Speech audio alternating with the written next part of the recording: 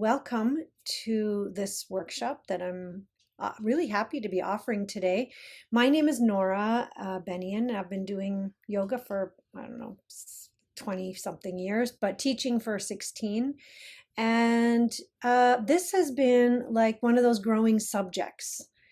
People talk about the vagus nerve and they talk about vagal tone, and we're getting to understand a little bit more about how yoga and meditation help us. And we will have more understanding at the end of this. Some of this information is out there for you, but you have to take your time with it.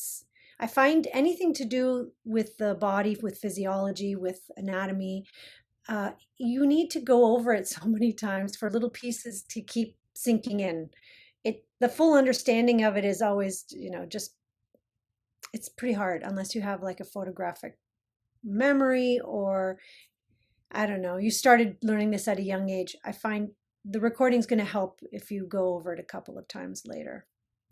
So, have you all heard of the vagus nerve? Yes. Okay. Have you heard of vagal toning? Yeah, it's kind of new. It's not something I was really that aware of until recently. So I thought it would be really fun. I hope you enjoy it. We're going to begin with the screen share. Okay, here we go. So can we all see this? So the idea is we're going to cover half of this hour and a half will be on learning about it, and the other half will be about practicing practices to help tone the vagus nerve. So we'll begin here. So the vagus nerve, very, very long nerve, and a very powerful nerve. So I have it written somewhere else, we'll go over it again, but the vagus nerve is the most powerful of the parasympathetic nervous system, the cranial nerves. Okay, there's 12 cranial nerves. 8 are allotted to the sympathetic nervous system, which we'll cover, and only 4 are allotted to the parasympathetic, which also we'll talk about shortly. So it's the 10th cranial nerve, and it's got a lot of functioning. It goes mostly through all the organs in the gut, the stomach, the heart, the intestines, pretty much all the organs. Although its main, I'd say the most prominent area that it affects, of course, it affects all the organs, but it also affects everything with the throat, the neck, the jaw, the ears, the tongue, all of that. And I'll show you how that is in a bit. So it provides visceral sensation to the heart and abdominal viscera. It innervates the surfaces of the laryngopharynx and the larynx, and the epiglottis and the root of the tongue. It provides motor innervation to the majority of the muscles in the throat and the soft palate of the mouth. And its parasympathetic nervous system, it goes to the smooth muscles and of the trachea, the bronchi, the gastrointestinal tract. So pretty much it affects the whole gut and everything, even including lungs, heart, all of that. It's called the vagus nerve because in Latin it means wandering. Vagary is to wander. It's very long, it goes far. It originates in the head at the medulla and the brain stem, and it exists in the cranium, and it comes down behind the jugular vein. So it's actually, it starts, it's right, see under this, they call this the mastoid process, I think, right here. And it's right in down this line behind the jugular vein. And it has 2 sides. It comes down both sides. It affects your ears and supplies a lot of information to hearing and vibration. And here I have a little more information. Nearly all 12 cranial nerves have functions limited to the head, but the vagus nerve is the one that travels down. And it affects your sight, hearing, taste, smell, and this is pretty much almost all your senses, actually, and except for maybe your sense of touch. And it affects the pneumogastric nerve, which is what we refer to as gut feeling. It's all the way down there. Is the longest nerve of the autonomic nervous system. So the nervous system is broken up into several parts, and in the autonomic we have the sympathetic and the parasympathetic, which I will go over very shortly. Here's the nervous system. So we have the central nervous system, which is the brain and the spinal cord, and anything coming out from that is considered the peripheral, and the autonomic is coming from there as well. So you can see all the pictures here of the different areas. The autonomic is still in the spine. It transfers into, different organs. There's a lot about this, which I'm not going to be able to get into, but I wanted you to have some kind of an idea. So it's separated into the central and the peripheral. And that's what I thought was important here. So what's the difference between the sympathetic and the parasympathetic nervous system? So, well, a lot of you may have heard of the sympathetic being your fight, flight, freeze, action or reaction in the body. But it's also an action that you're supposed to take. It's not just about, life-threatening things. It's also what makes you get up and go. It's your prompts are jarred or moved by the sympathetic nervous system, whereas the parasympathetic is more considered the ease nerves, the digest and rest and absorb and heal. Okay, so parasympathetic, when you rest, you heal. When you act, you strengthen, or weaken, depending on what you're doing in your action. So they have opposite roles. And while your sympathetic nervous system carries signals that put your body systems on alert, your parasympathetic carries signals that relax those systems. The two systems work together in balance, hopefully. I mean, that's the goal. And your sympathetic nervous system takes lead for as long as it's necessary for you to get through to a place where you can relax again. And as you know, life is stressful. We have so many things to pay attention to, and we sometimes don't recognize that we're almost always operating in the sympathetic nervous mode, the fight or flight or the action mode. People have a hard time relaxing, partly because they haven't trained themselves to relax. It could also be the belief that relaxing is not good. Like it's not okay to stop. It's not okay to take a rest. Maybe you'll lose something by doing that. Maybe you'll be lazy. Maybe you won't get everything done that needs to get done. So part of our problem is we think we're thriving in the sympathetic state. We think we're getting more done. And perhaps it's true from time to time, but most of the time, whatever we do is weaker when we are not resting enough. Our thoughts are not as deep, or our focus is not as strong. Figuring out problems becomes a little more challenging when we're not rested. So the balance of rest and action is very important. And this whole workshop is about, training ourselves to return to a resting state.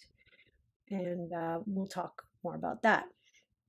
So I've talked a little bit about this already. Some of the things that happen when your sympathetic nervous system is in action is your eyes may enlarge and, your heart may pump faster to get more oxygen into the body. Your lungs might kind of open up a little bit more. And so think about athletes, getting ready for a competition. All these things are happening because they need to be alert. They need to be on guard. They need to be ready. They need to give it all they have. The digestive tract slows down, and the energy from there is diverted into various muscles that are going to be required for running or whatever their action is. And the liver activates energy stores so that you can have more when you need it, if needed. And so, when we race to work, when we race to the lineup to get something quicker than other people, when we're fighting time, when we're trying to get too many things done at once, we are doing all these things which feel really good because we're like super people. We get so much done. But the thing is you pay a price for that. You exhaust. We could get into that a little bit later, maybe if there's time a little bit later, but we exhaust the adrenals. The adrenals help kick this action of the sympathetic nervous system. It kicks it gets it going. It gives it the start it needs. It's usually your fright, it's usually your panic, it's usually your anxiety that gets it going. And we can have adrenal exhaustion. So that is not what we want, because then you burn out. If you're in burnout, anyone here ever had burnout before?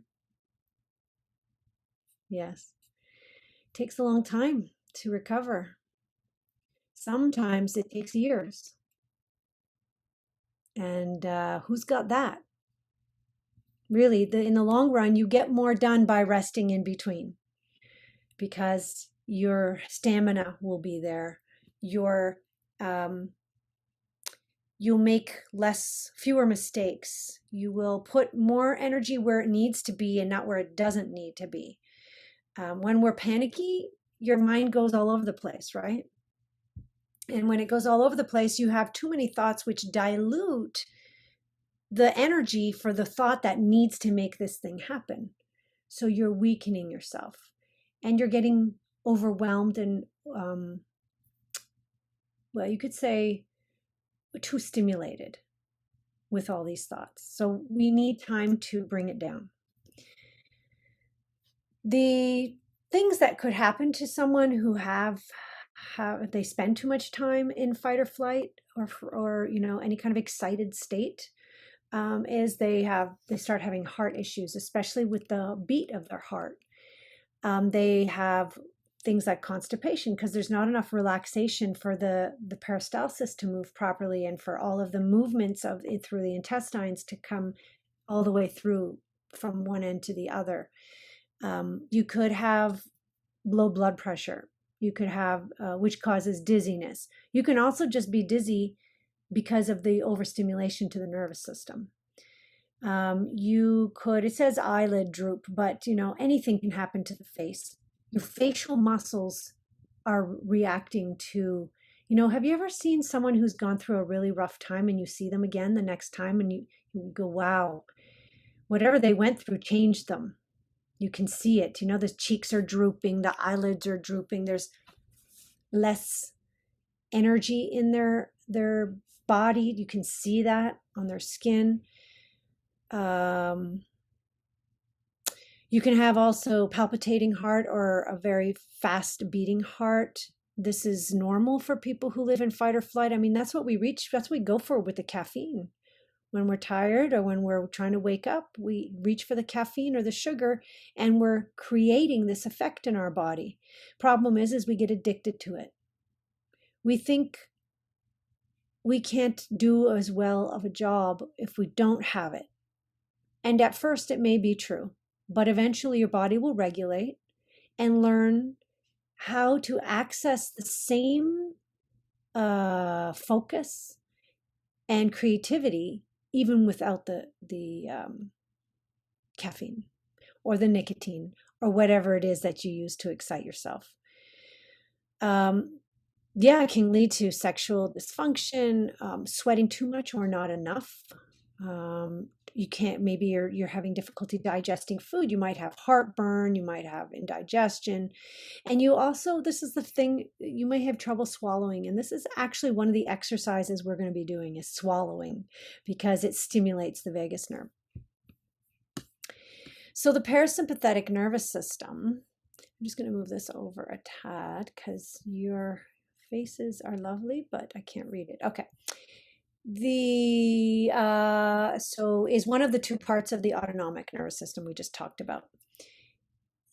To balance this response out, we should focus on the parasympathetic a little more often, which is why we talk about meditation and mindfulness and deep breathing and yoga, which is all the things we aim to do, and we probably do to some degree, but not nearly as much as we need to do.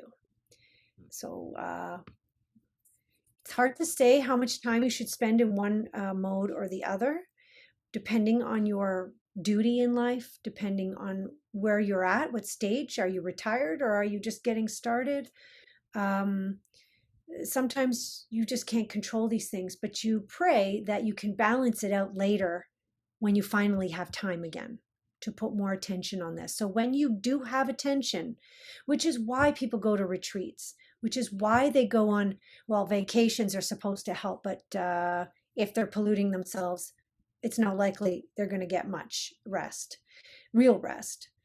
But this is why people also hit burnout, because the system and the body and the soul says, okay, that's enough. You're done. You're done. This is the end of this particular way of operating now. You don't have a choice but to rest. Problem with that is people fall into depression during that phase because they think something's wrong with them. They think, oh, I'm not getting things done. I can't keep up. But the truth is, this is your body's way of saying, I'm sorry, but we're way out of balance. We have to create some balance now.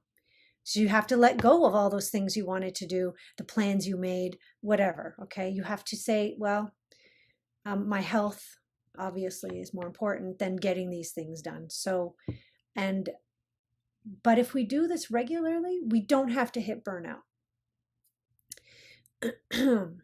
So, I mean, I think a lot of people are making everything out of life a survival thing. It's a life or death thing right now. And look, there are people in the world who are living this. I mean, up in Russia and the Ukraine, this is happening. But where we are in our world right now, not everything's an emergency. Not everything has to be done this second. And no thing takes more importance in your life than your health. You're all here because you know that. But I just need to make sure it's said.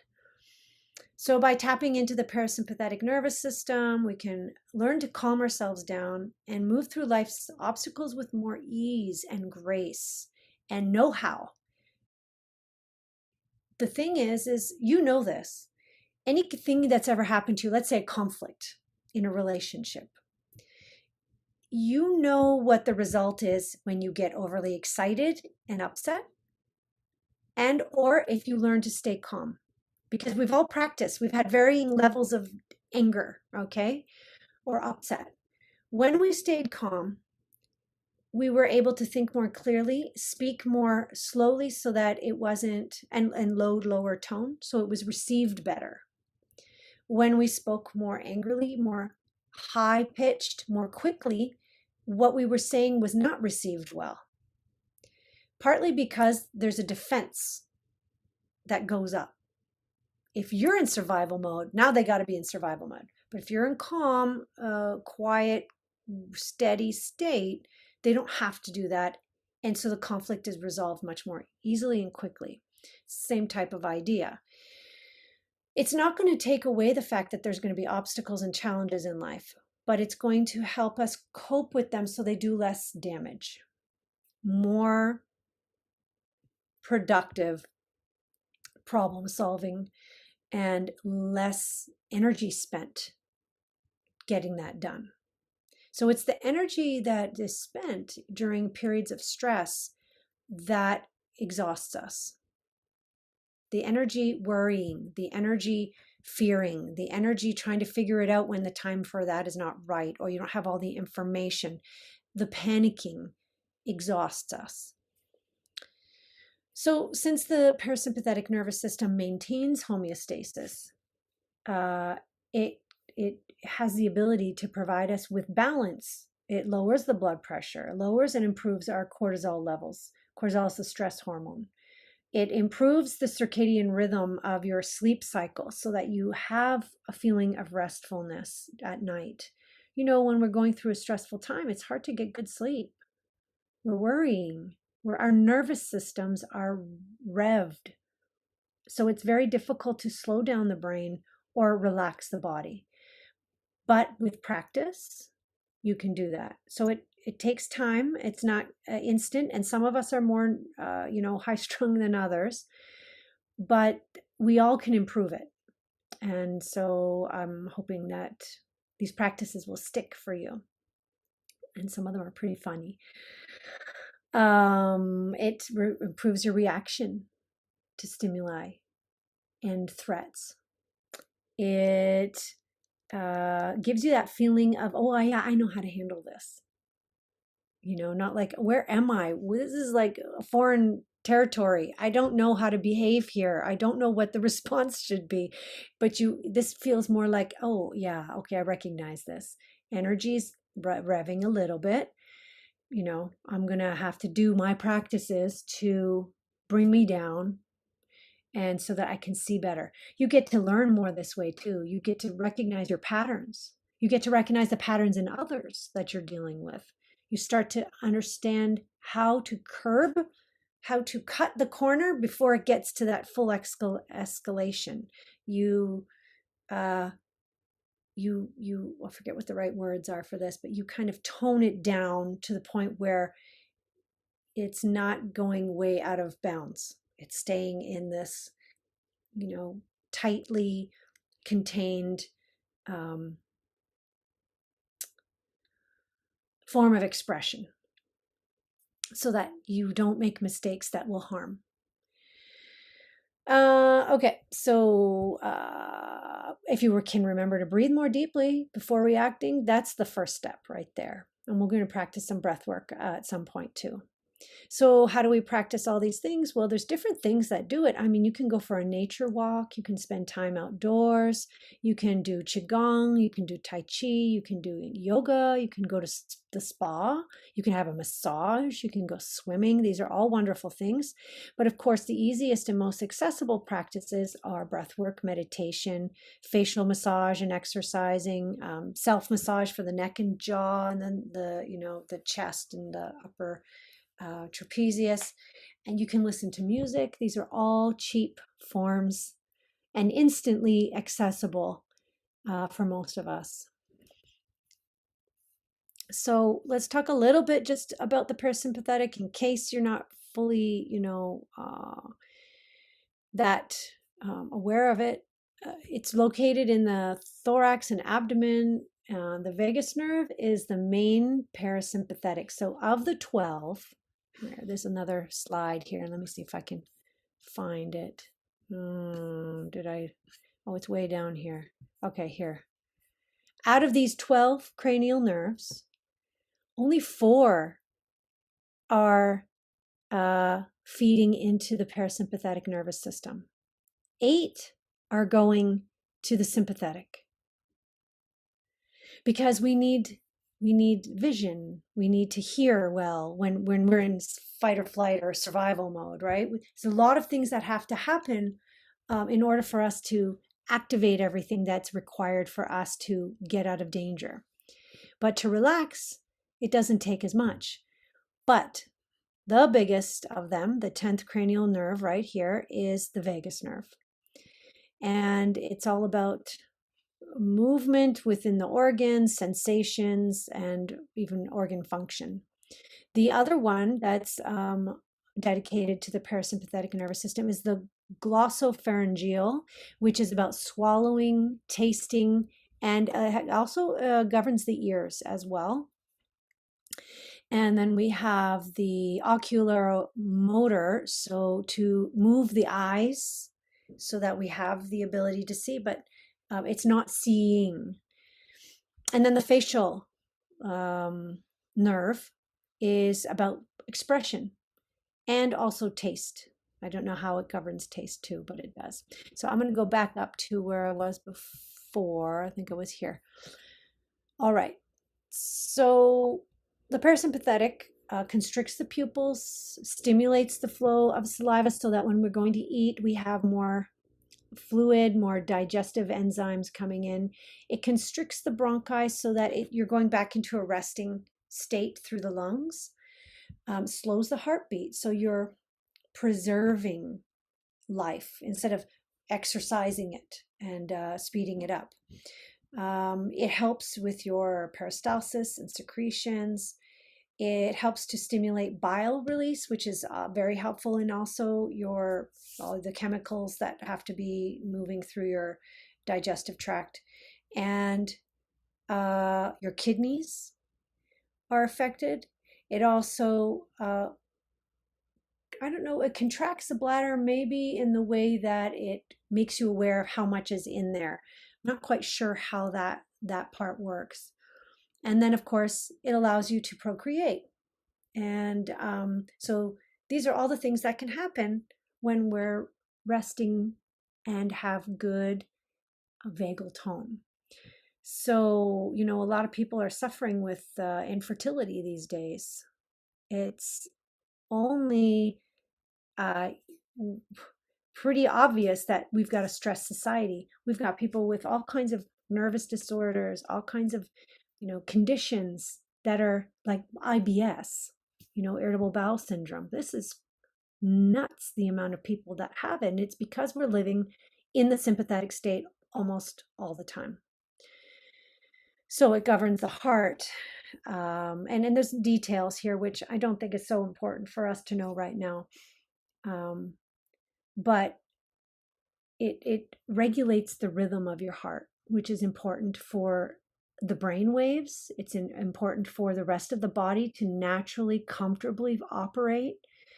It doesn't want to operate in that high, fast beating heart. It's not comfortable. It's too much pressure and stress for the body. The vagus nerve provides branches to the esophagus, the stomach, the intestinal tract, and even the splenic flexure of the large colon. So it kind of governs when things can move. And it just stimulates the smooth muscle contraction. So there's movement.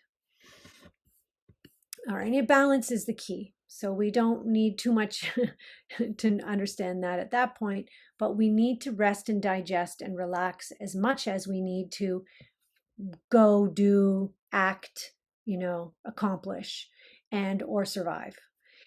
And so this has to be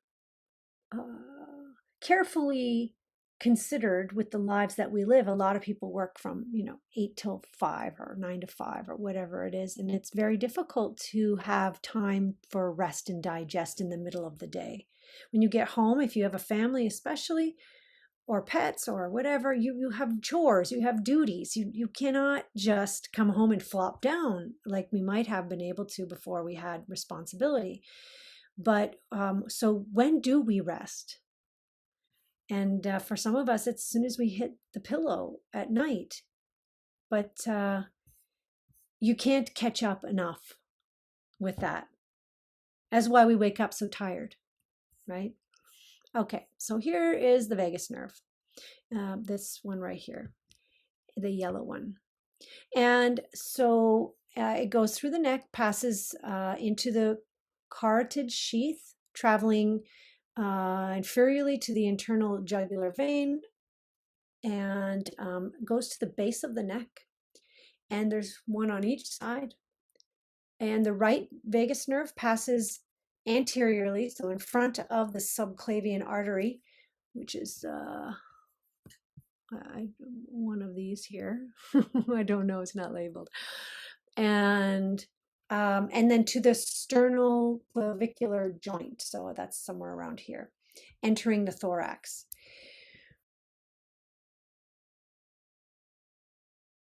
Already mentioned that it enters the pharynx and the soft palate, and the superior laryngeal nerve splits into internal and external branches. You can go into great detail in anatomy books, especially the ones at university level. And then there's a recurrent, which is on the right side, which hooks underneath the right subclavian. So it's kind of wrapping around a lot of the important parts of the throat, the heart. Here we have another diagram of it, this yellow feeding into here. You can see this is the esophagus. And we also have something that travels up from here. And this is called, it starts with an A, auricular, I believe, the auricular nerve.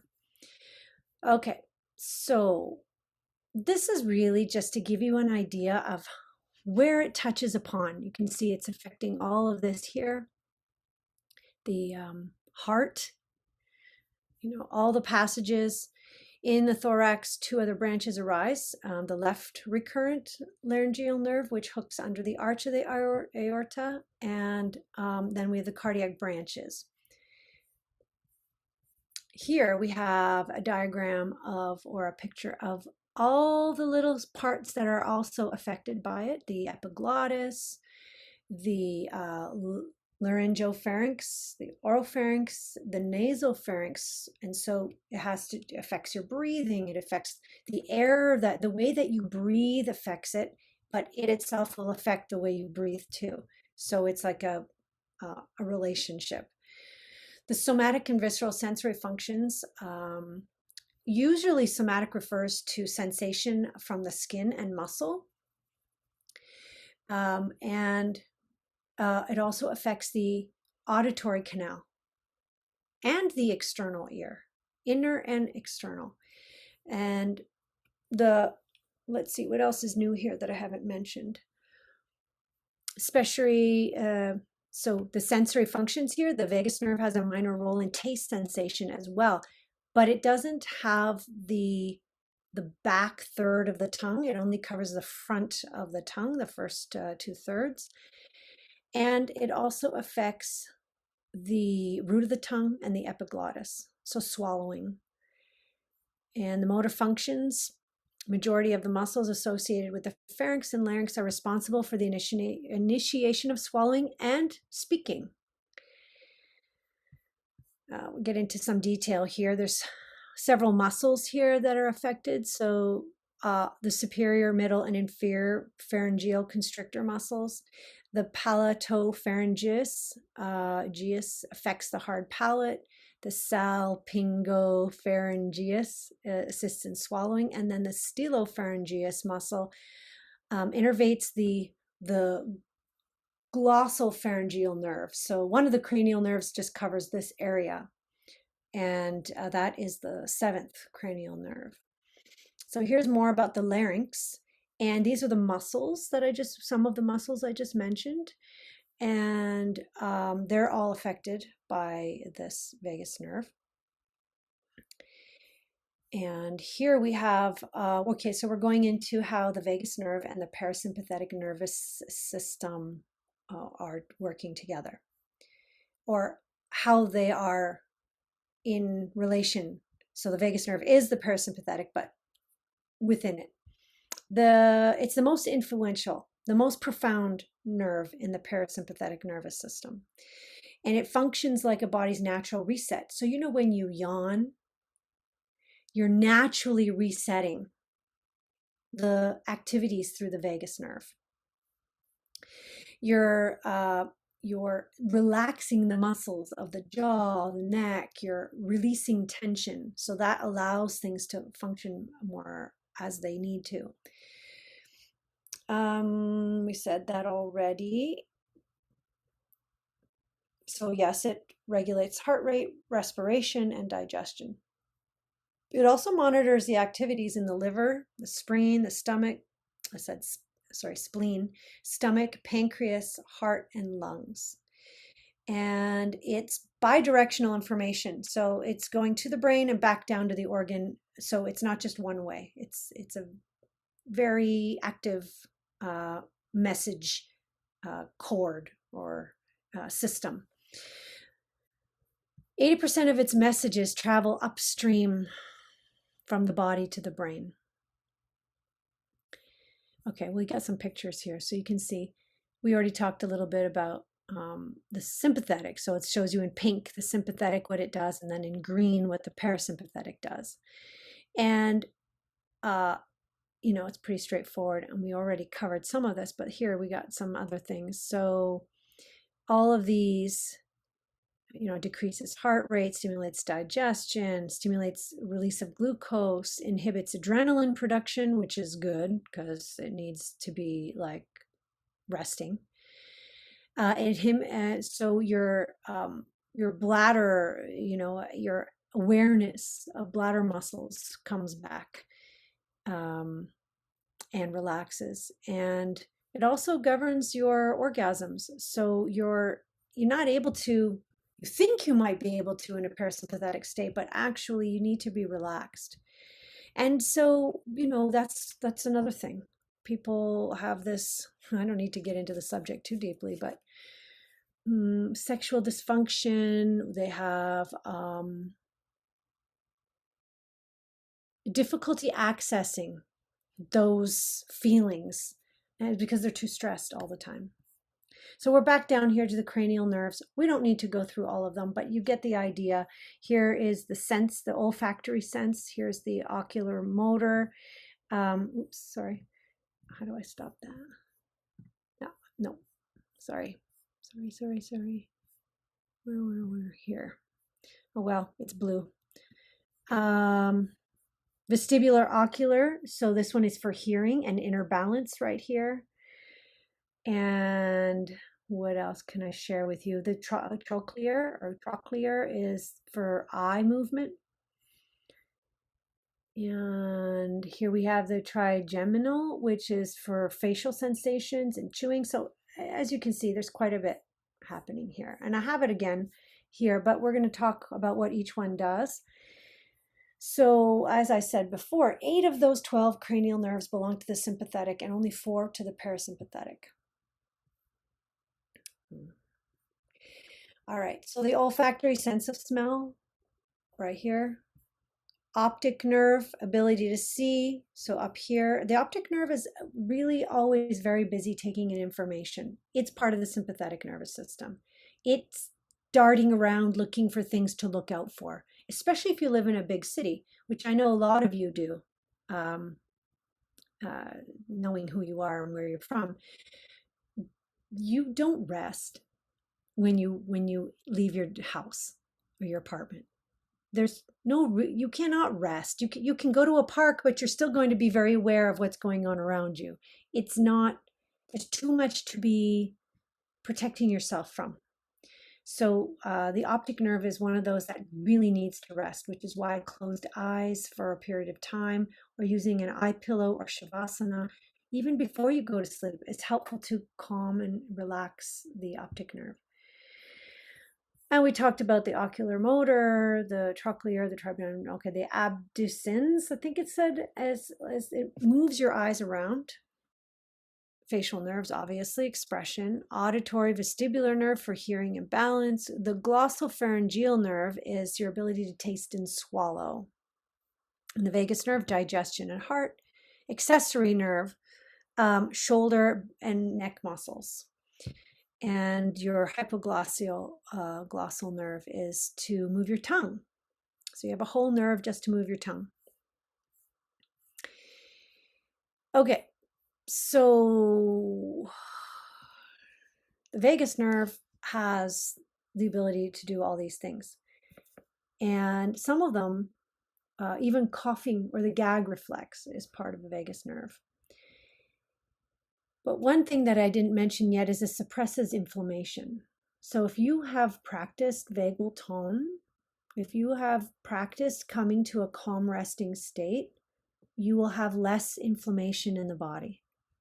And inflammation produces chemicals which break down things like your joints or causes swelling in your joints, which make it hard for you to move that joint very easily. It also, in long term, breaks down your tissues. So we want to have less inflammation. It also regulates the insulin, which is going to help you stay from, stay trim or from gaining weight. As soon as we're overstressed, the weight comes on because we're interfering with the natural balance of things like insulin and glucose and all the other chemicals that we're producing. It also helps keep anxiety and depression at bay. So gives you that heartfelt or good feeling vibe. It affects your ability to love, by the way. It's when you're not relaxed, it's hard to extend yourself. When you're relaxed, it's much easier. So vagal tone and the parasympathetic nervous system. Yeah, so it's the most important parasympathetic nerve. It helps to slow your heart rate, regulate your blood pressure, control sweating, gag reflex, involuntary constriction and relaxation of the gut. Excessive vagus nerve functions can be a problem. You might be too lax, too unmotivated, too tired, too sedentary. But if it's properly stimulated with exercise and learning and action of various types, and then regularly relaxed, then you'll have a much easier time staying ready for either and balanced. Okay, since the vagus nerve has many functions and plays an enormous role in your health, scientists and healthcare professionals and mental health care professionals are very interested in how to support people with low vagal tone. Low vagal tone leads to other conditions as well, and it causes things like migraines, fibromyalgia, hypertension, other inflammatory diseases, anxiety and depression mostly. Polyvagal theory is an emerging theory looking at the role of the vagus nerve in emotional regulation and the social connection, the fear response, of course, stress and trauma recovery. So all of us have some trauma, and the word trauma is like, big thing. We have so many little traumas, it's unbelievable. Every time you fell, every time you even something as small as like you bit your tongue or your cheek, that's a trauma to your inside of your mouth. You have had numerous amounts of trauma that you have been healing from since. When you give yourself time and rest and digest, you can heal from them much more quickly and be that much more capable of functioning at optimum level because you healed more. You're not carrying this weight of weakness or inoperation with you. So vagal tone. Did we have any questions so far? Now we're getting to what we're really here to do. Okay, well, let me know if you do. The baseline vagus nerve state is called vagal tone. So it's one of the keys to your health. And the higher vagal tone is like a great bed that helps you get deep rest. When you have high vagal tone, your rest and digest state bounces back so much more quickly after you've been in a fight or flight. So you're not spending too much time in a stressed state. In general, lifestyle practices, obviously, we talked about this, can improve. There's also things that, there's electrical stimulation they use now for stimulating and toning the vagus nerve. But things like tapping, and also gargling, chanting, singing, humming. What else? I have it listed somewhere else. I'll let you know what that is when we get there. Those things can definitely assist in strengthening vagal tone. So people who have autoimmune conditions, they do these electrical vagus nerve stimulation, which does help. But things like exercise, so going from a running to resting, is toning your vagus nerve. Um, what else? Mindfulness, laughing tones your vagus nerve. So we always feel so much more relaxed after laughing. Okay, most of this is a repeat of some of the information, but with good vagal tone, you can avoid, lots of conditions: colitis, IBS, depression. I'm not really sure about the epilepsy, but it probably can decrease the seizures, the frequency of them.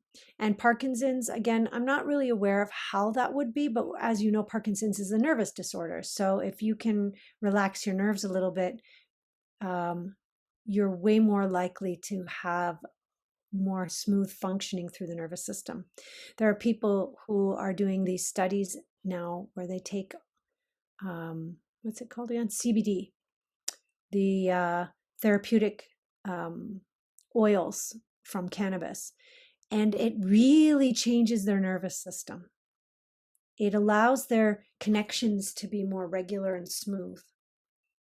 Someone who walks very rigidly can all of a sudden make more smooth steps, more smooth motions. The speech is more smooth and flows easily.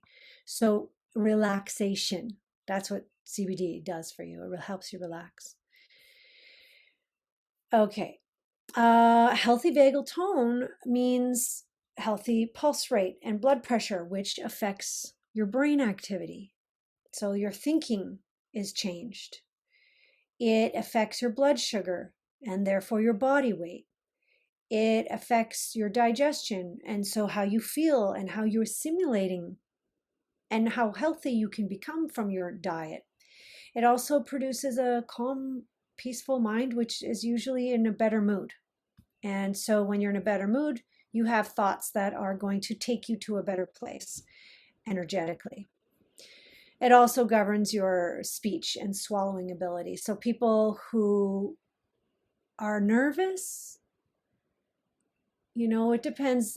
A lot of things are dependent on their gifts and such, but a same person who is nervous will have a more difficult time speaking and communicating what they're trying to get across than someone who's relaxed.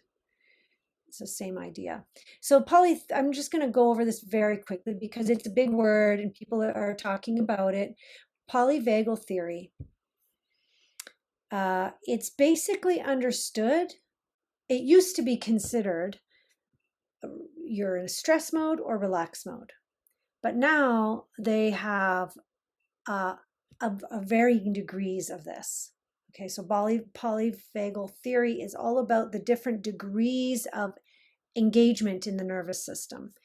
And it's this theory is identified with the social engagement system as a third type of nervous system response. So if you are emotionally healthy person in a non-stressful situation and you are in a normal state, the polyvagal theory refers to as connection. It's a state of connection, connecting to yourself, connecting to your environment, connecting to the people around you. In the state, you're able to make healthy communication, healthy choices, behave in a way that is, that you'd be proud of, basically. You feel happiness, openness, peace. You feel grounded. You're mentally active and curious. You sleep well. You eat well. You digest well. So this is someone who is not in a stressful state. But I'll come back to this in just a second here. So here's the connection. This is what I'm talking about right now. The ventral vagal nerve is feed and breed. So you're going to nourish yourself, you're going to rest, you're going to procreate. You can be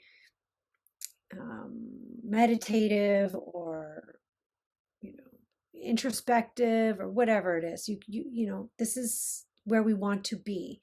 Adrenaline is what kicks out when we have caffeine, when we have a fright, when we're worried about something, when we're late for something.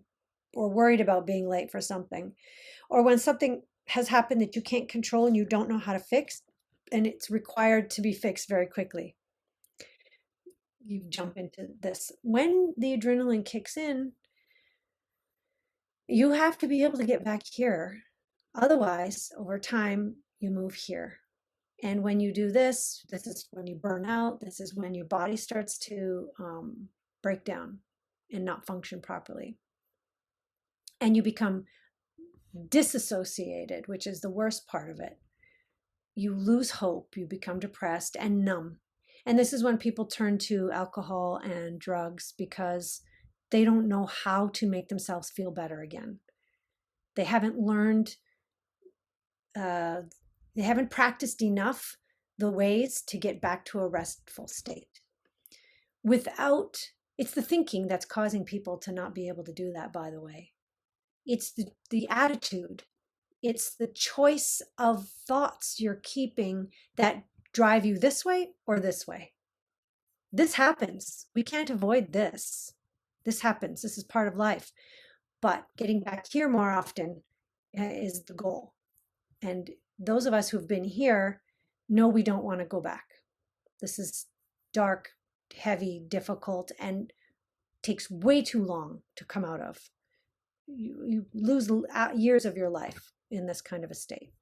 So back to up here, a few ways the vagus nerve influences the major systems in the body is it controls the inflammation. We talked about that. It has better signals to the brain, so the brain knows what it needs to do to ease the body in the situation. You actually have a better memory in this state. You know, people who live in a stressed state block a lot of things and also aren't able to absorb and process a lot of things. So the memory fails them. They age quickly.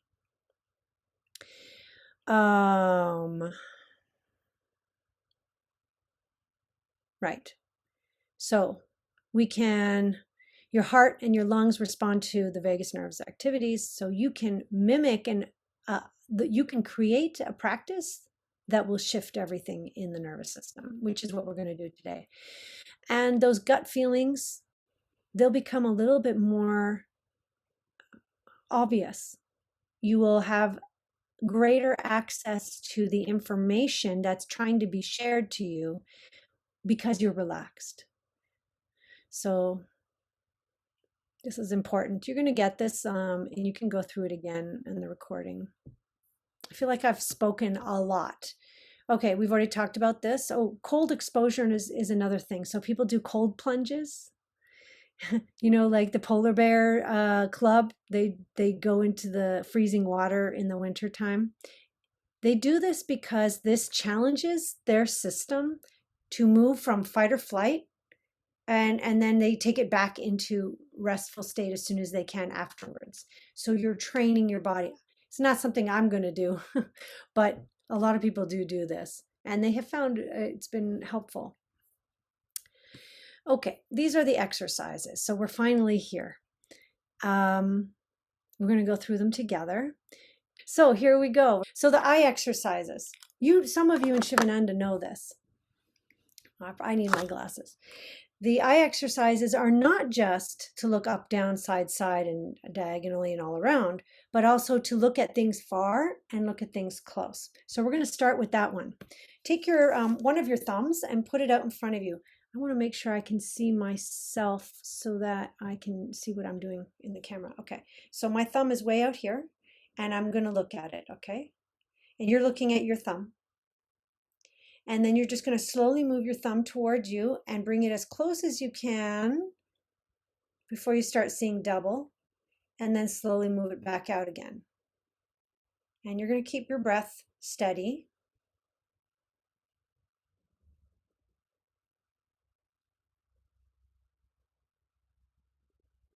Just a couple more times. That's it. And then out again. Okay, now keep your eyes, keep your face facing forward, but you're going to move your thumb out to the right, and you're going to follow it with your eyes to the right as far as you can. and then back to center slowly.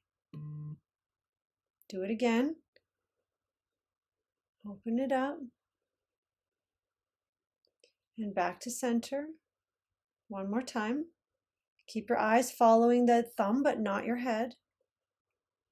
And back to center. Okay, switch thumbs. We'll go the other way. Okay, follow your thumb with your eyes. Stop as soon as you can't see it anymore and bring it back. Nice and slow. And again. And back. One more time. Okay, these are just warm-ups for where we're headed next. Okay, you can bring the thumb down.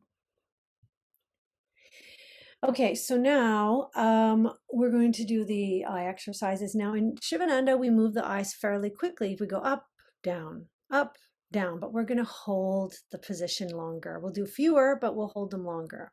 So everyone's head is going to face forward, and we're going to look up to the top all the way. Let's take 3 deep breaths.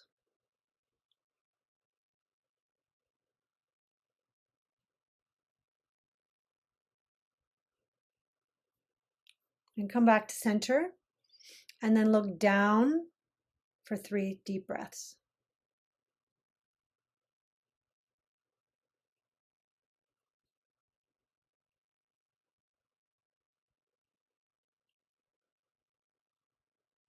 Come back to center, look up again, breathing deeply.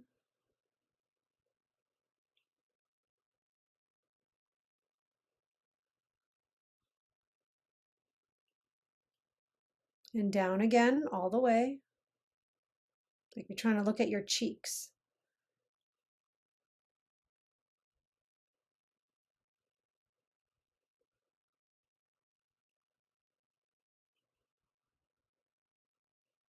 Okay, come back to center. Now we're going to look to the right as far over as we can, and we're going to hold for 3 breaths.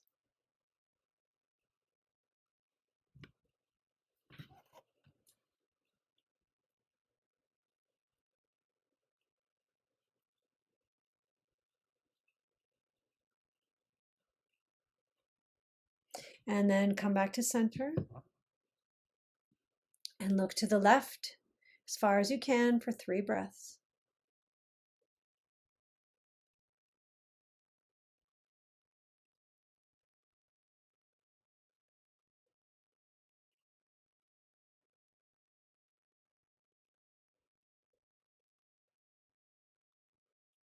Come back to center again, slowly to the right. Take 3 breaths. Just really hold it there. You won't want to. There'll be times when you're like, okay, that's enough, but no, stay. This is how we're training it.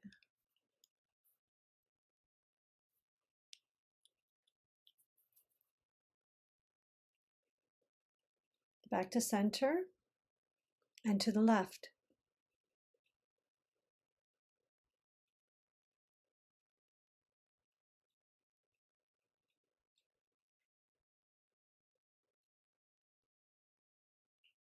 And back to center. Okay, now you're going to look on a diagonal to the upper right corner. Okay, look up, upper right, and hold there for 3 breaths.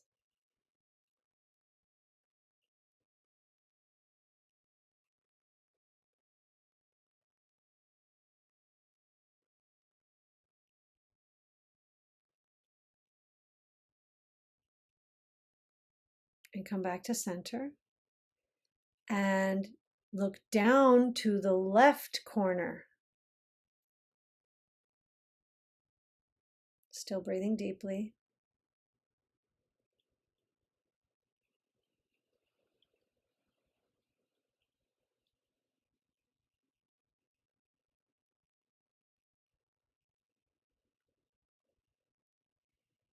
Come back to center.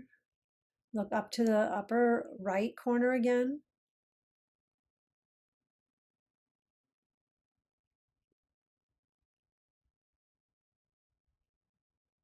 Sometimes you kind of feel like there's like this dark patch there. It's just because the eyes are not used to operating like this. Come back to center and then down to the left corner again.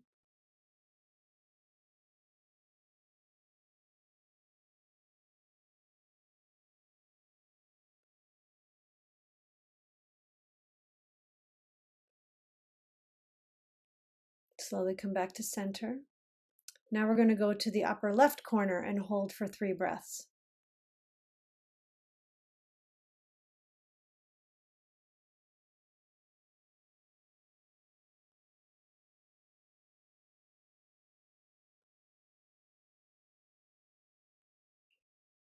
Come back to center.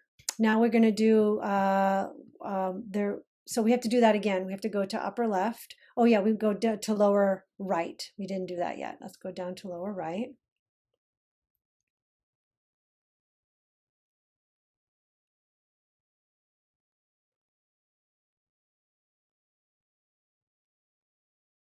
Okay, and then back to center, and then upper left.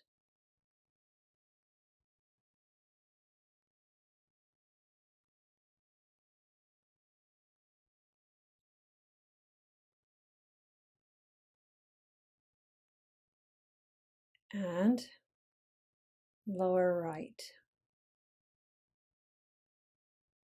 Now you can do this for longer. We have more exercises to do, but you can already tell that something is changing, something's happening each time you go into the next round. You can feel the muscles exercising here. You can really feel the stretching as well through the tissues that are supporting the eye. Okay, so now we're going to make the eye a clock. So you're going to look up at 12. So your head doesn't move, just your eyes. And then you're going to go to 1, 2, 3, 4, 5, 6, 7, 8, 9, 10, 11, and 12. Go back to 11, 10, 9, 8, 7, 6, 5, 4, 3, 2, 1, and 12. Close the eyes, take a few deep breaths. If you like, you can bring the hands together and rub the palms vigorously, creating heat, and then you cup your eyes just to soothe the muscles.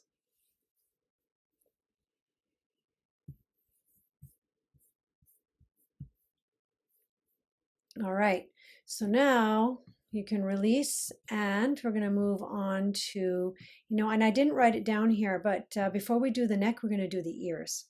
So use your little finger. Hopefully your nails are not too long. What we're going to do is first we're going to make little tiny circles inside, okay? Just little tiny circles. Just sort of like you're pushing your ear around a little bit. Just push the inside of your ear around with your finger, your pinky finger. Small circles. Good. And then small circles the other way.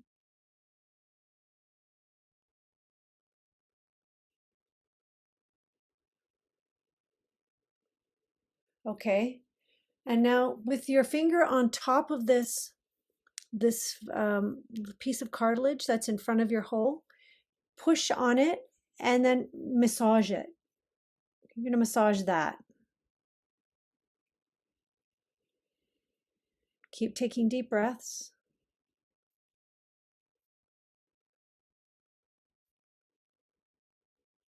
Okay, now we're going to massage before we massage it, we're going to pull it. So take the top of your ear and pull up.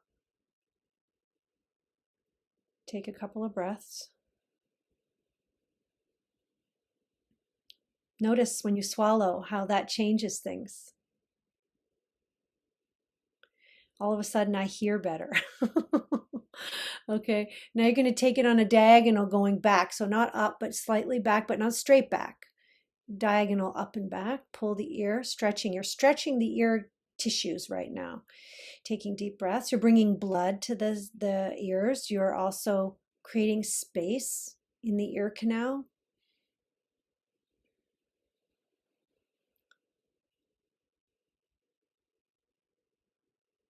Okay, and then you're going to pull back, straight back. The cartilage, pull the cartilage back. Not the lobe yet. We'll get to the lobe.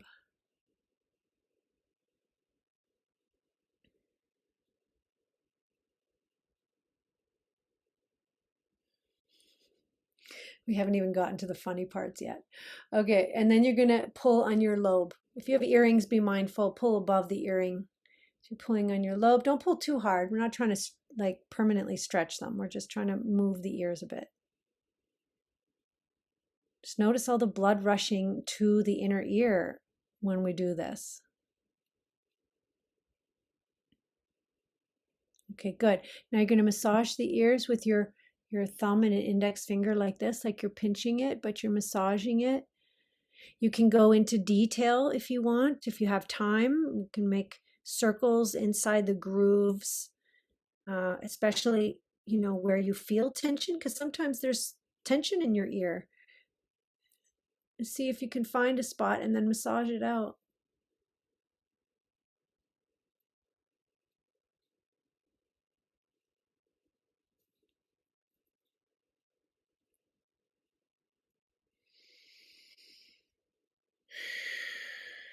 Okay, then we're going to do jaw massage and stretches before we do the neck. So my favorite thing to do before we transition from ear to jaw is put your fingers like this, one in front of the ear, one behind the ear, and you're going to pull down, massaging the muscles on either side of the ear into the jaw.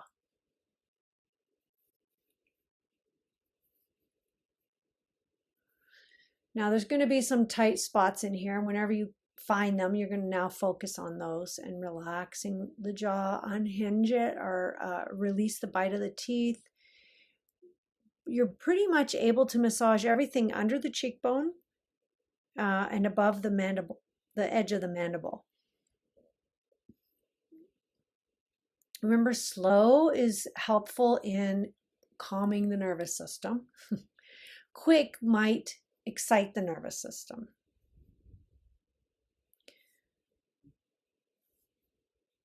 There's a lot we can do here, so just keep finding new places to massage. If you're a jaw clencher, you're probably going to have a lot of work to do here. And a lot of us are. I found during periods of stress, I clench my jaw. I night and while I'm sleeping and even during the day. So I have to consciously remember to relax my jaw, and the massage helps me keep it relaxed. Under the cheekbone, either side, the cheeks even, all of this.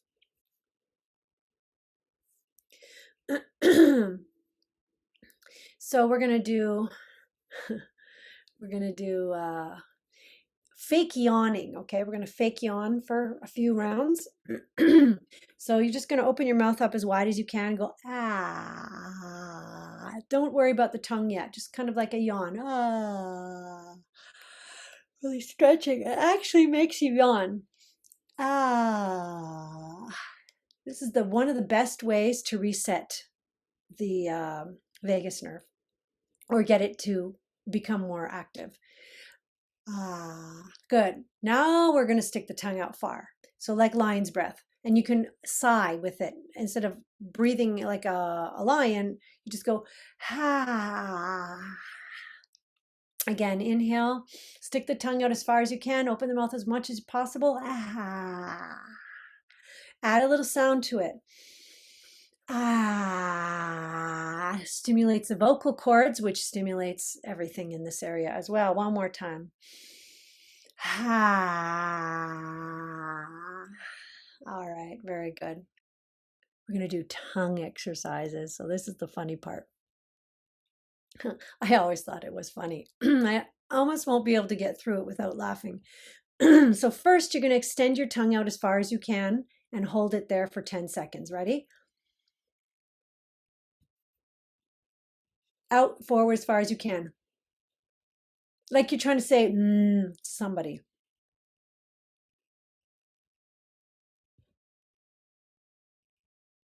It's hard to do, isn't it? Now I just gave you 10 seconds, But if you can build that up to 30 and repeat it a few times, notice how the back of the neck feels right now after doing that. A lot was going on in there. Let's do it again. Stick the tongue out as far as you can.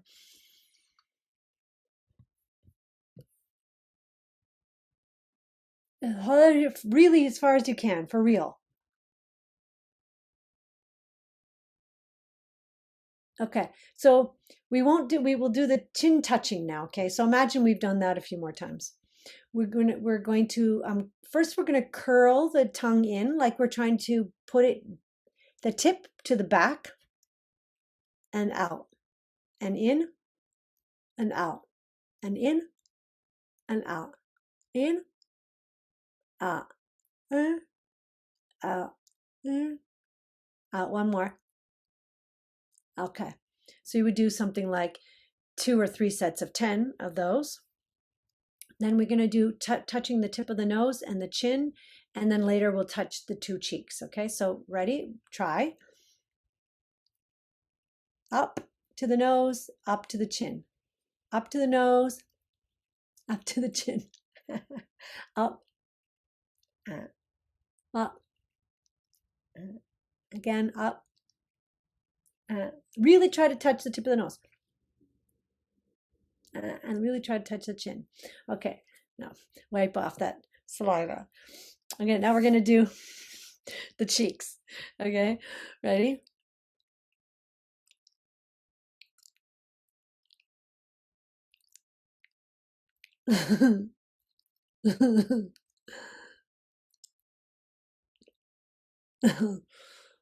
It hurts. It's a lot of work on the tongue, isn't it? Okay. This is also going to help you not snore, by the way. Anyone who snores, strengthen these muscles, okay? All right, I need my glasses. Hummers. Okay, here's another one. I have to put this up so I can see what we're doing. Okay. All right. So you put the tip of your tongue between your teeth and then you hum. One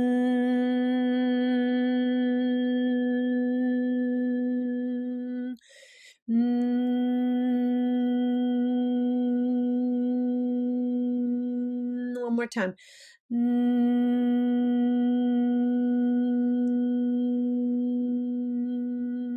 Okay. Now we're going to do protruders. We've done extenders, but protruders, we're going to go like fast, like lizard.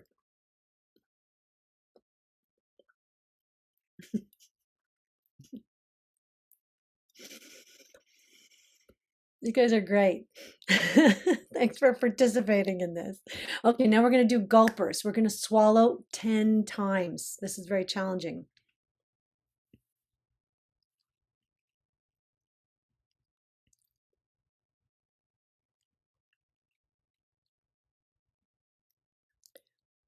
It's hard to do it dry. You might need to have a sip of something.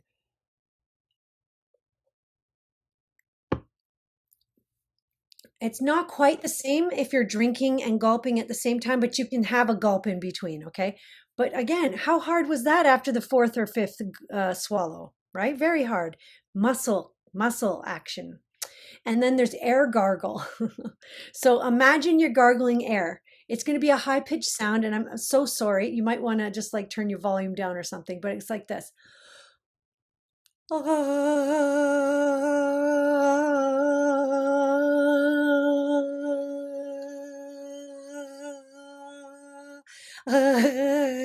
But you could feel the vibration back there, right? Okay, so air gargling. It could sometimes puts a little tickle back there, so I find it's like I have to scratch it by moving the back of my tongue around. Okay, and then there's sighing. Ah, ah, ah. Do you ever notice yourself sighing for no good? You don't even know why you're sighing. You're just sighing. That's you releasing stress and tension so you can get back into a restful state. Okay, so those are the tongue exercises. We're going to do the neck stretches now. And then we'll return to the throat, the singing, and all of that. We won't necessarily sing much, but we'll hum and we'll chant a little bit. Okay, so the next stretch is, those of you who come to my classes know how much I love the neck stretches. And you can tell why, because I mean there's so much tension there. So we're going to start. We're not going to do the whole range of motion, but I'm going to demonstrate this because we're already at 8:20. So drop your chin down towards your chest and just let the full weight of the head drop forward. Now, if you know Jala Bandha, if you know that lock in the throat, it's sort of like you're vacuum sucking the throat in this your chin lock, they call it. So you're pulling your chin toward your throat and you're relaxing the back of the neck, but you're engaging the muscle action in the front of the throat. It also helps you keep from getting a double chin.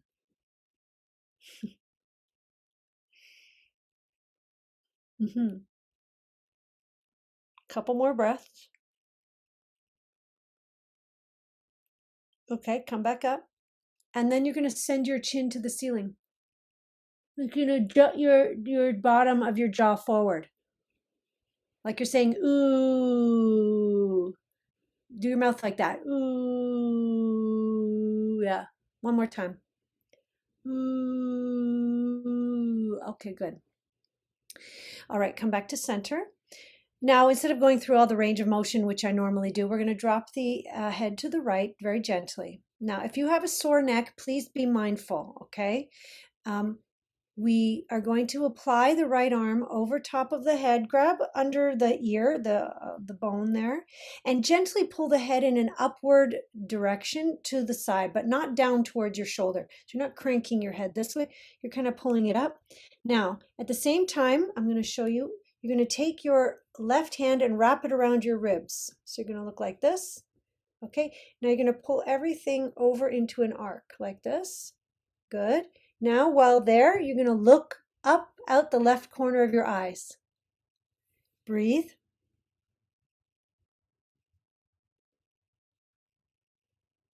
We're going to be here for 30 seconds, so kind of just let yourself relax into this pose. Don't pull your head too much, remember, relax the shoulders, but keep the arc in the spine and the eyes over to the left.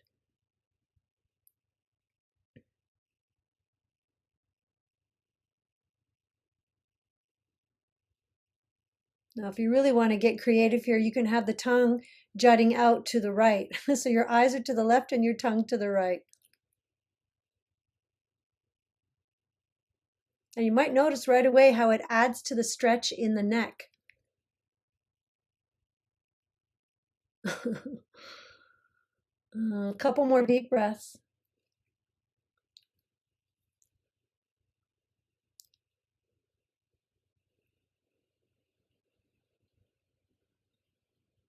Now use your right hand to push your head up so your muscles don't have to do it, okay? Use your right hand to push your head up. Come back to center. Stay at center for a couple of breaths. Remember, we're treating the neck gently, okay? Very delicate muscles and prone to holding so much tension because of all the activity in the brain and the weight of the head and the poor posture and the lack of full breathing, all of this. So be mindful not to pull too much. We're going to go to the left now. So gently hold under the ear. There's a bone just under it. Pull and gently pull in that upward diagonal. And with your right hand, grab your left ribs and pull them to the right, creating a greater arc here. Now look your eyes all the way over to the right side of the eyes, the right corner of your eyes. And relax the jaw. If you want, you can add the tongue going to the left. And breathe.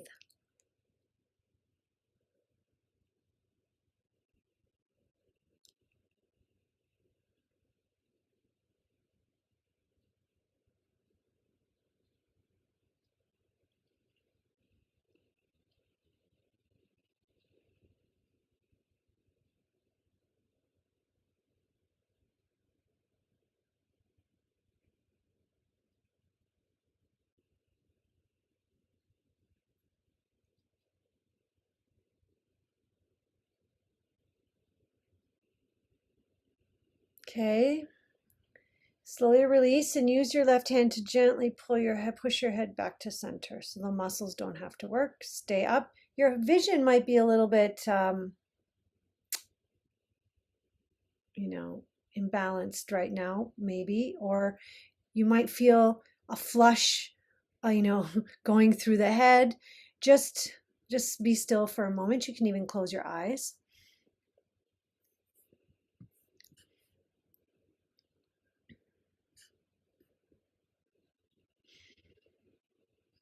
Okay. So now you don't have to get on the floor for this. You can do this kind of where you are, really. You can do this in Sphinx pose, or you can just lean forward, place your arms on something like you're in a Sphinx. You know what Sphinx is? Where your elbows are under your shoulders and you're on your belly. Here, I'll just demonstrate it real quick. Sphinx looks like this.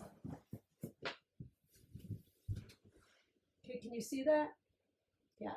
Okay, so when you're in Sphinx, you're going to turn your head all the way to one side, but you can do this also seated, but leaning forward onto your tabletop, okay? So I'm just going to push this back so I can lean. So you lean forward as far as you can. You let the back arch, and then you turn your head to one side and you hold it there for about 30 seconds, as far over as you can. So you're in Sphinx and you're holding your head to one side. Now, for some of you, this might even cause some discomfort. So don't force yourself to go any farther than is comfortable, okay? Deep breaths.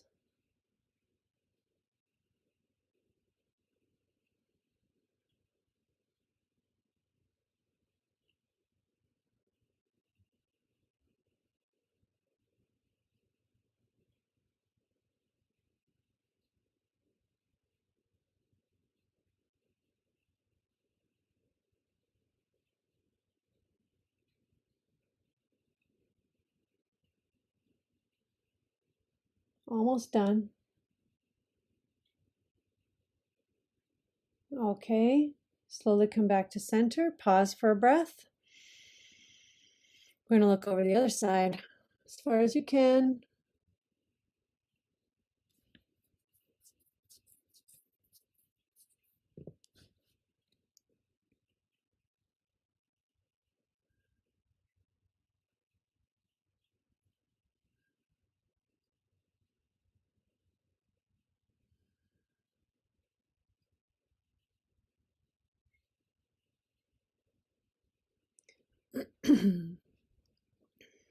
Still breathing deeply.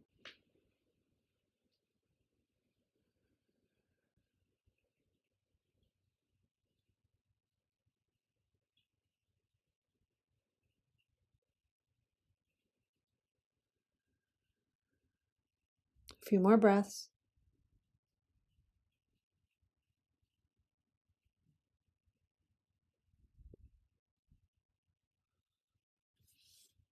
All right, come back to center and then slowly come back up. Okay, so it sometimes feels like it's putting tension in, but we're strengthening and moving things around, making space. So maybe later you can revisit that and see if it's any easier the next time you do it. Okay, so then of course there's chanting and singing. So feel free to chant and sing whenever you have an opportunity, because it stimulates and gives the vagus nerve more strength as well. So today we're not going to chant, but even humming. Let's just do a moment of humming, okay? So hum it however you want. Hum a song. Just feel the vibration of the humming.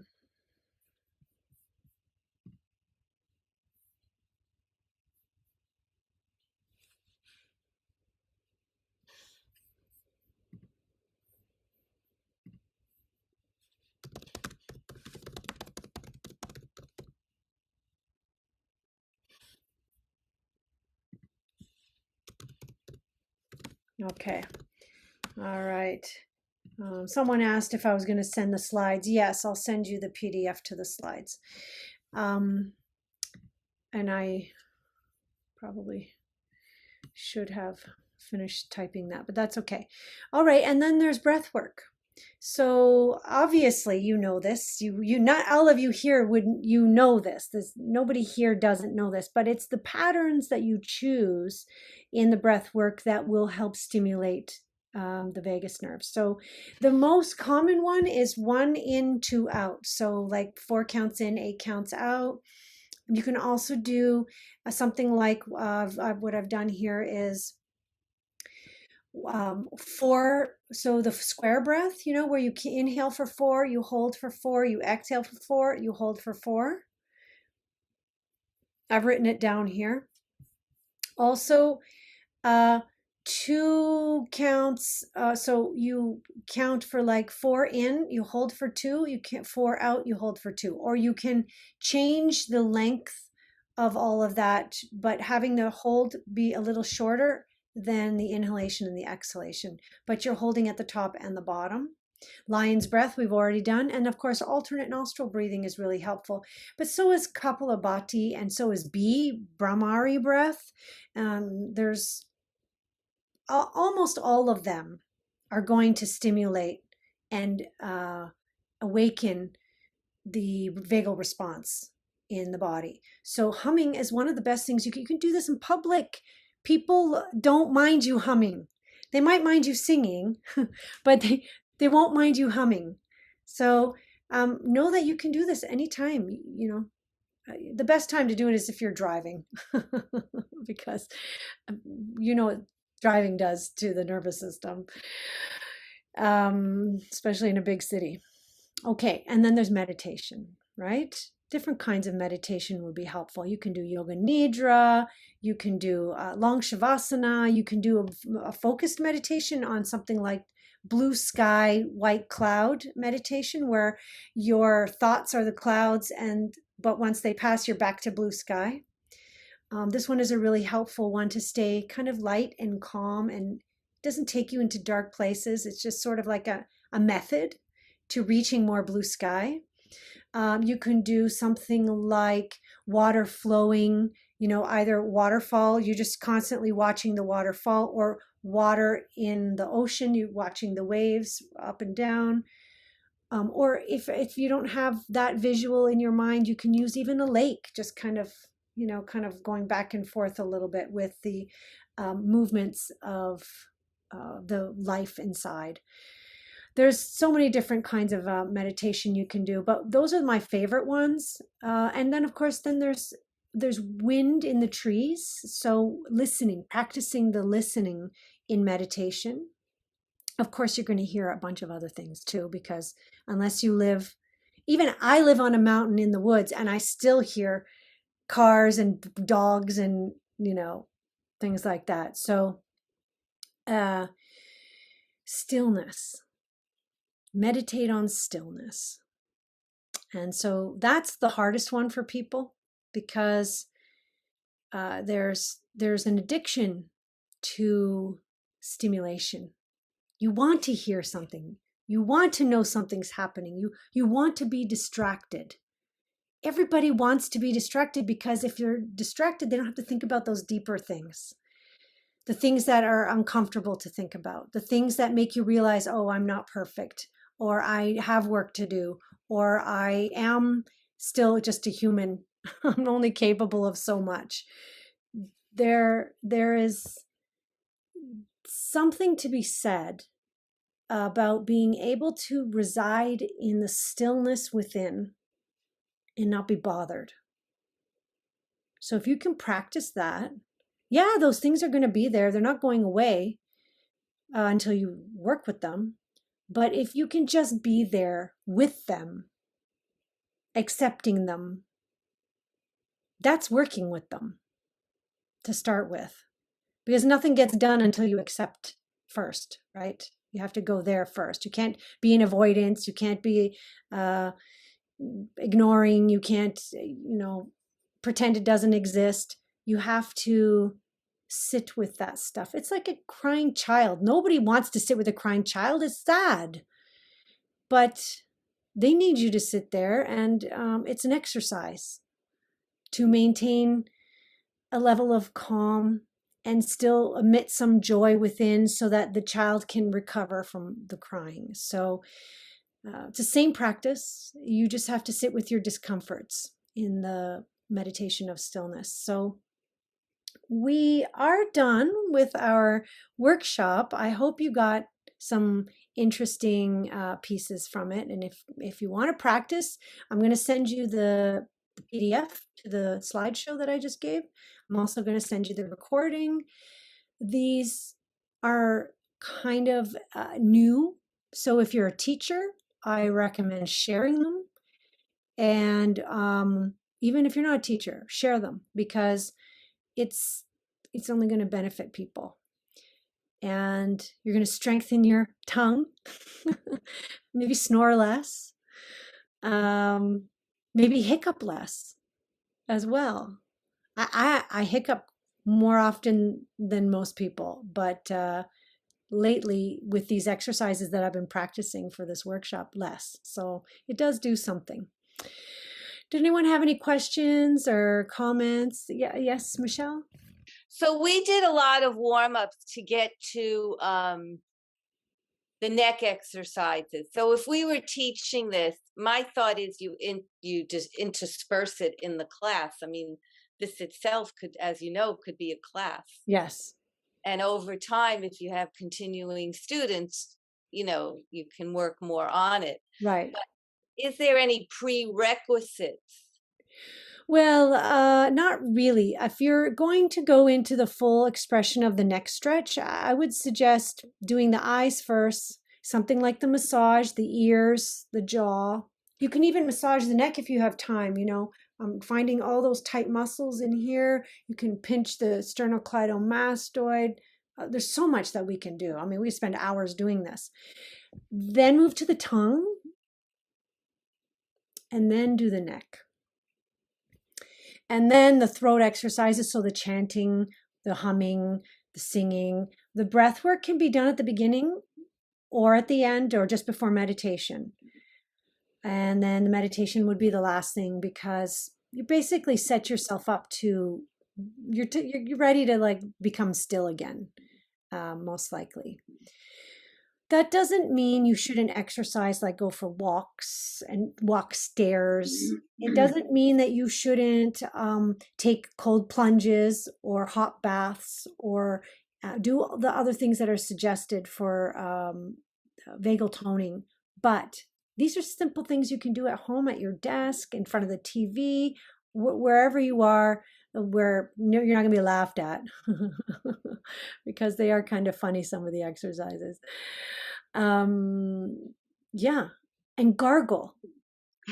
Practice gargling with water. Nora, I was just gonna say, like for the folks that do the oil pulling, it has to be the same effect as Right. gargling. Like I know in the morning if I do oil pulling, like I could feel the muscles and like things Yes. working around the throat, and I just Lots wanted of to work. see So that if you going don't know what oil on. pulling is, if you put oil like coconut oil in your mouth and you swish it through the teeth and around the gums and into the cheeks, and you kind of like it picks up toxins and I don't know, it nourishes the mouth. So, and it helps with like plaque and bad breath and things like that. So, but it makes you exercise your mouth. There's a lot going on when you're doing this. It's kind of tiring after a while. Try it for a minute. Yes. So, back to you, Michelle. If you're going to teach it in small doses. That's what I was thinking. I have a friend with, for lack of a better word, inflamed eye disease. Oh, And she also has the hyperthyroid. They're correlated but not causal. yes. And I was even thinking, she's always on. As much as I need downtime and I enjoy, being a little more quieter than her, Right. she's always on. And I want to share this with her because I really wonder if this will have a positive impact on the inflammation of her eyes and Yes. also her thyroid. Yes, probably. You should definitely share this with her. I feel free to share this, okay? I know you paid to come, and you can ask them to pay you to share it if you want. But uh, this is a valuable information. People should have it. So how often do you think we should do this?